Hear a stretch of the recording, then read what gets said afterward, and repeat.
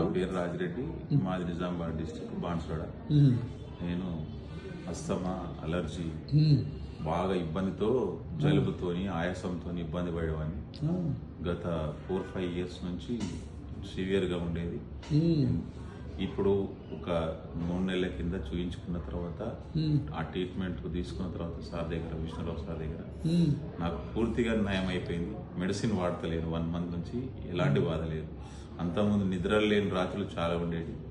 ముక్కు దిబ్బడ ఆయాతోని, చాలా తుమ్ములతోని, ఆయాసంతో బాగా ఇబ్బంది పడేది. ఎన్ని సంవత్సరాలు? దాదాపు 10-15 years నుంచి ఉండే. 10-15 years. ఫస్ట్ ఎప్పుడు వచ్చిన శ్వాసకి? 18లో వచ్చాను. మళ్ళీ ఈ మధ్యలో అక్టోబర్లో వచ్చాను. అంటే 18లో వచ్చి, అంటే 5 ఏళ్ల తర్వాత మళ్ళీ వచ్చాను. 5 ఏళ్ళు మంచిగా ఉన్నావా?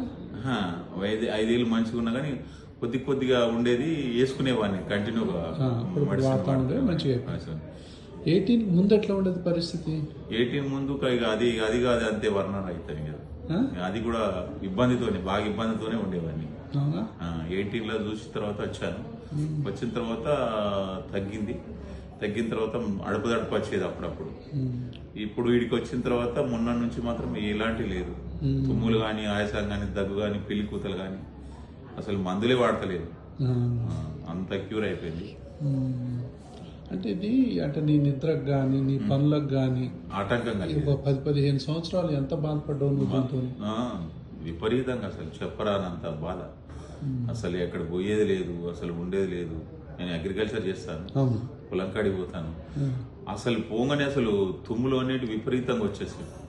తుమ్ములు, కళ్ళకి నీళ్ళు గారుడు, కళ్ళు రెడ్డిగాయడు, దురద, కళ్ళు ఇట్లా ఎంత రాసినా గానీ మళ్ళీ దురద పోయేది కాదు. తర్వాత ఇక మళ్ళా ఇక్కడికే రావాల్సి వచ్చింది. వచ్చి చూయించుకున్న తర్వాత ఈ నెల నుంచి, ఈ చలికాలంలో అక్టోబర్ నుంచి ఇప్పటిదాకా మందులు వాడే నుంచి అసలు ఒక్కసారి కూడా మందులు స్టాప్ చేసిన ఒక్కసారి కూడా వాడాలి ఇన్హేలర్ కానీ ఏది కానీ వాడాలి అసలు. అయినా వాడాలి కానీ వాడకుండా కూడా మంచిగా ఉన్నా.